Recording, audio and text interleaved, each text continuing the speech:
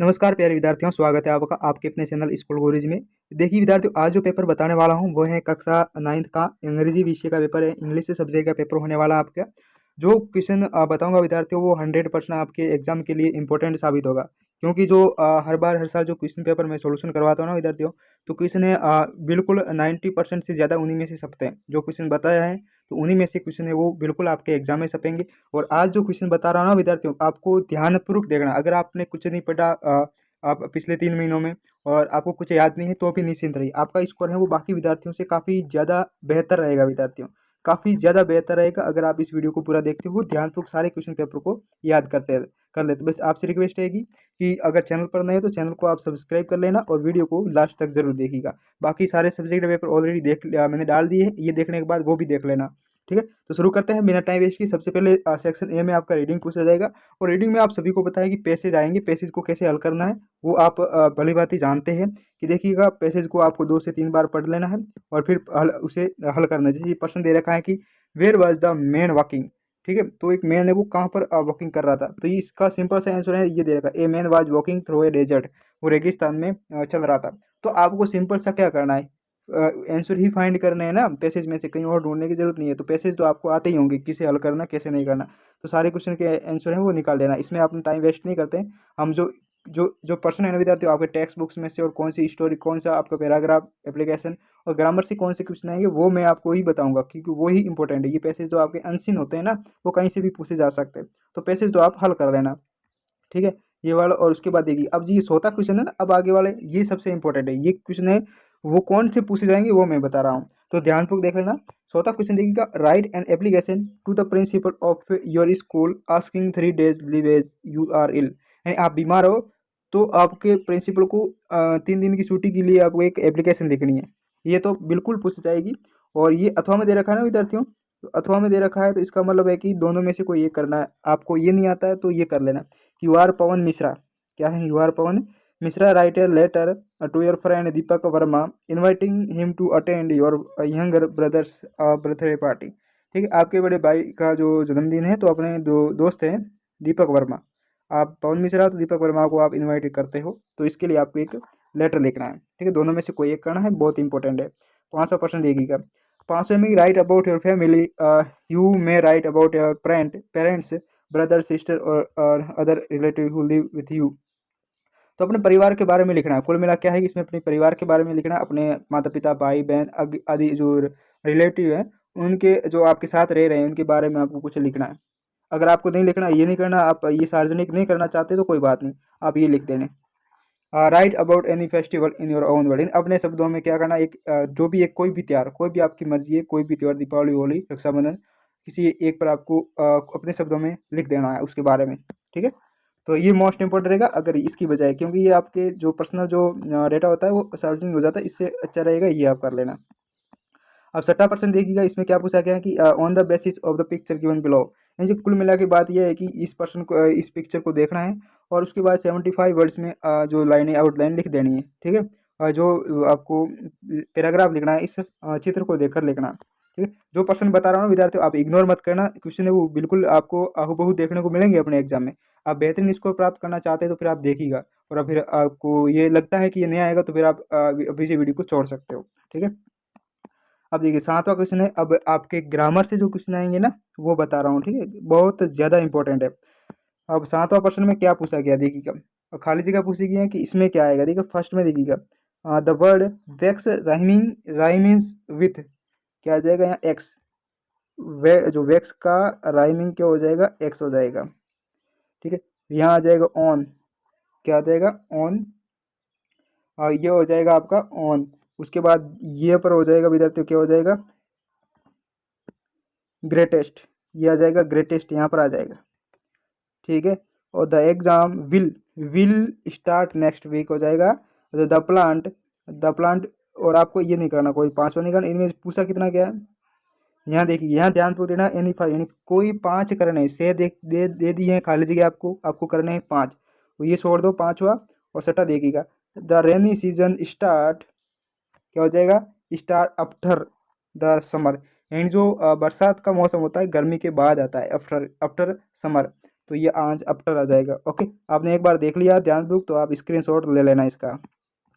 अब 8वां प्रश्न है, और 8वें में पूछा क्या है, डू एज डायरेक्ट ने आपको बदलना है कि किसी 5 वाक्य को बदलना है आपको। ठीक है, अब देखिएगा ये प्रश्न दे रखा है, इसमें पूछा क्या क्या है, wild live an animal forest rearrange and make meaningful sentence. इसको रीअरेंज करना है, बहुत आसान रहेगा।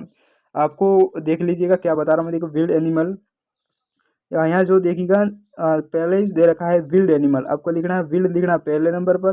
दूसरे wild animal live, live in a forest. ठीक है, सबसे लास्ट टाइम फॉरेस्ट है। पहले मैं आपको बता दूं, ध्यानपूर्वक देख लेना।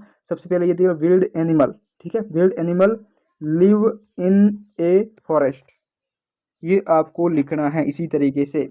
एक बार और बता देता हूँ अगर आपको समझ में नहीं आया तो, wild wild animal live in a forest. Okay, हो गया। अगला है he teach English change into negative, आपको नेगेटिव में बदलना है। ठीक है, नॉट डज नॉट जो प्रयोग करना है, तो यहाँ पर he does not teach English, he does DOE does not teach English. ठीक है, आपको ये लिखना है, डज नॉट का प्रयोग करना है। उसके बाद तीसरा, the teacher are preparing the stage for dance competition in change into the past continuous, यह लिखना है आपको। ओके, तो इसके लिए ये आपको नहीं करना, ये छोड़ दो, इसको छोड़ दो। आप चौथा प्रश्न देखिएगा, the student are going to the fort, the fort was built in the 14th century. तो इसमें विच का प्रयोग करना है, आपको क्या करना है, विच का प्रयोग करना है। और अगर आप ये करना चाहते हो तो ये आर की जगह आपको किसका प्रयोग करना है, पास्ट कंटिन्यूस टेंस इसमें हमें बनाना है ना, तो हमें क्या करना है, पास्ट में जाना है तो वेयर का प्रयोग करेंगे, आर की जगह हमें वेयर का प्रयोग करना है। ठीक है, तो बस आपको सिंपल सा करना है क्या, जो वे आर दे रखा है ना, आर की जगह आप वेयर प्रयोग कर देना, बाकी सारा का सारा सेम टू सेम सेंटेंस लिखना है। ठीक है, अब चौथा में क्या आएगा, चौथे में देखिए फोर्ट, फोर्ट की जगह आपको क्या लिखना है, विच का प्रयोग करना है। बस बाकी सभी सेंटेंस सेम टू सेम लिखना है, फोर्ट की जगह आपको विच का प्रयोग करना है। हो गया ना, बहुत आसान है, बस स्क्रीनशॉट लेते जाइए। 5वां है, she studies math Hindi English at school, make question using word, यानी आपको इसका क्वेश्चन बनाना है।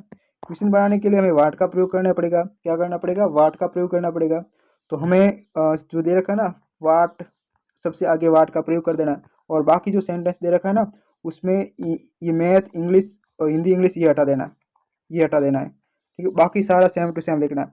बस आपको हटाना क्या है, वाट का प्रयोग सबसे पहले करोगे, फिर इस मैथ हिंदी एंड इंग्लिश को हटा देना है। तो लिखना what she studies at school, and school में क्या पढ़ाया जाता है।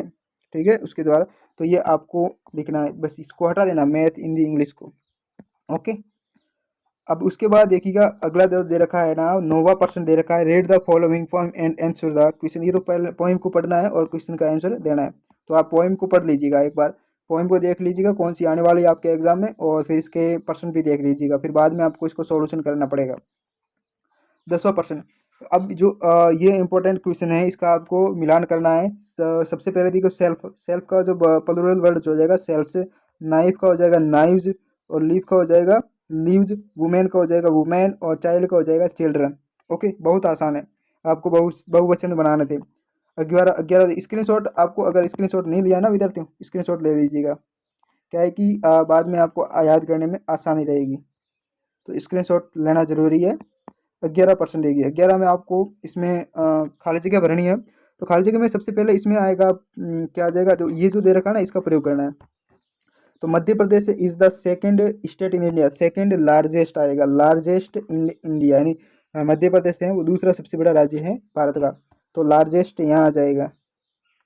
उसके बाद K two Godwin Austen is the mountain longest, यानी सबसे लंबी सबसे टेलेस्ट, सॉरी लॉन्गेस्ट नहीं टेलेस्ट, ठीक है, टेलेस्ट यानी लंबी चोटी है, टेलेस्ट मतलब